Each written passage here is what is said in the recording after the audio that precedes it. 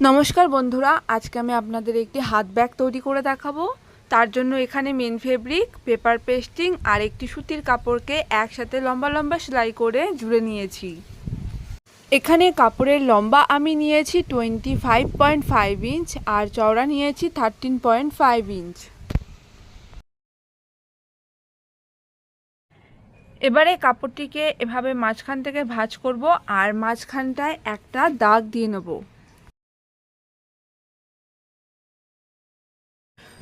আর এই ওপরের সাইড থেকে নিচের দিকে 3 ইঞ্চে একটা দাগ দিয়ে নেব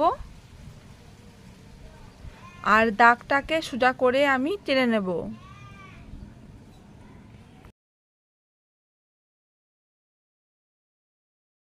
এই চকের দাগ অনুযায়ী আমি এবারে কাপড়টিকে কেটে নিচ্ছি।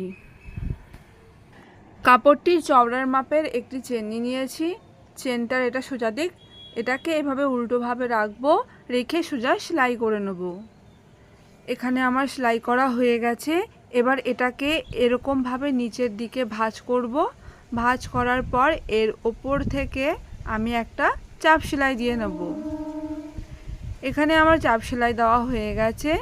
এবারে ওপরের পার্টটিকে এভাবে রাখবো, রেখে সোজা সেলাই করব। তারপরে এর ওপরেও একটা চাপ সেলাই দিয়ে নেব। এখানে আমার সেলাই করা হয়ে গেছে। এতে আমি দুটো রানার লাগিয়ে নেব। এখানে আমার রানার লাগানো হয়ে গেছে। মেন ফেব্রিকের মাঝখানে যে দাগ নিয়েছি তার থেকে 3 ইঞ্চ ছোট আমি পকেটের জন্য কাপড় নিয়েছি। এরকমভাবে ভেতরের দিকে ফোল্ড করব আর চারদিক থেকে সেলাই করে নেব। এই দেখুন বন্ধুরা, কাপড়টিকে আমি এভাবে রাখবো, রেখে শুধুমাত্র নিচের দিকে ভাঁজ করব আর চারদিক থেকে সেলাই করে নেব। এখানে আমার সেলাই করা হয়ে গেছে এবং এক্সট্রা কাপড়টাও আমি কেটে নিয়েছি।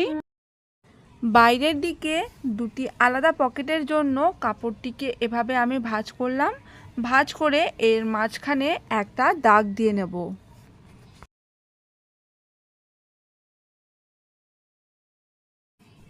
এবারে এরকম একটা কাপড় নিয়েছি। কাপড়টার 3 সাইড থেকে এরকমভাবে ভাঁজ করব।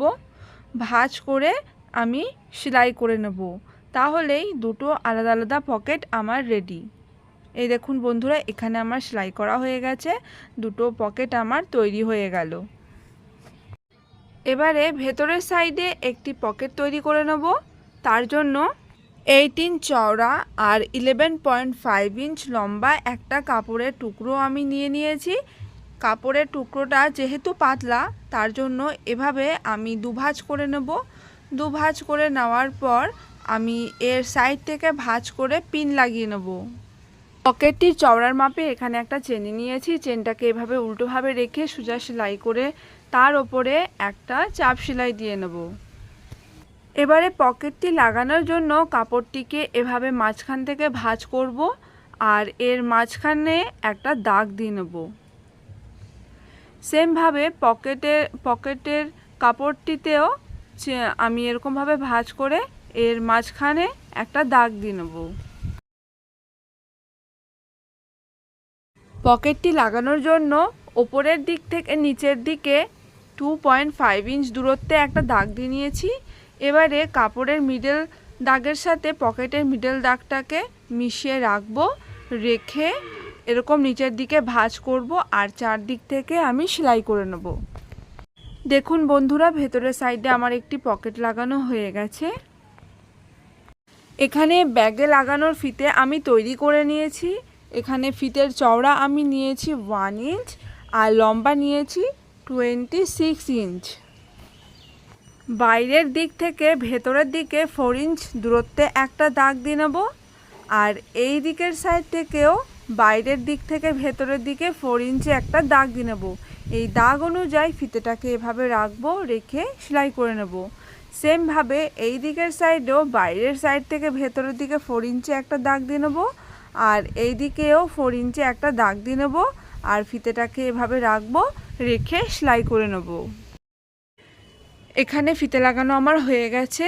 এবারে এই কাপড়ের চওড়ার মাপে এরকমভাবে চেনটাকে উল্টোভাবে রাখবো, রেখে সোজা সেলাই করে নেব। আর এই দিকের সাইডেও চেনটাকে এরকমভাবে উল্টোভাবে রেখে সোজা সেলাই করে নেব। দেখুন বন্ধুরা, এখানে আমার সেলাই করা হয়ে গেছে। এবার এটাকে এরকমভাবে ভাঁজ করব, ফিতেটাকে সোজা দিকে রাখবো, রেখে এর উপরে চাপ সেলাই দিয়ে নেব। সেমভাবে এই দিকের সাইডেও চাপ সেলাই দিয়ে নেব।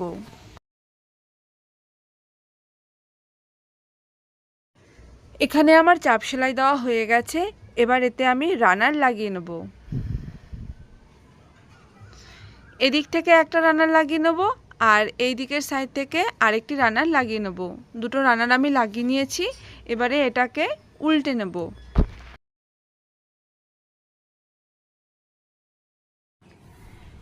এবারে এই সাইড থেকে আমি সোজা সেলাই করে নেব আর এই দিকের সাইডেও সোজা সেলাই করে নেব। এখানে আমার সোজা সেলাই করা হয়ে গেছে।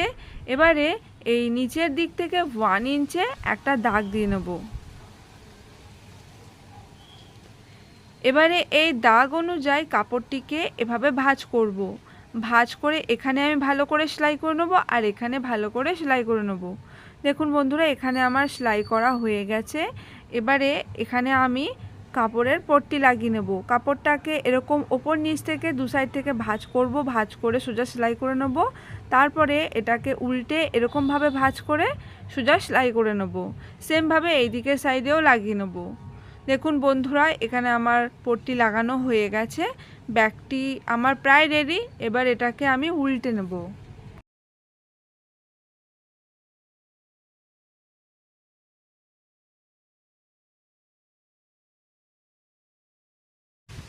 দেখুন বন্ধুরা, এখানে আমার ব্যাগটা উল্টানো হয়ে গেছে। এবারে ব্যাগের এই নিচের সাইড থেকে আমি এভাবে ধরবো আর ঘুরিয়ে সেলাই করে নেব। এখানে আমার সেলাই করা হয়ে গেছে। আমার ব্যাগটি পুরোপুরি রেডি। বন্ধুরা, আপনারা দেখতেই পারলেন কোনো রকম বেস কাটিং না করেই কত সহজ পদ্ধতিতে 4টি পকেট সহ আমি একটি ব্যাগ তৈরি করে আপনাদের দেখালাম। আজকের ভিডিওটি কেমন লাগলো তা অবশ্যই কমেন্ট করে জানাবেন।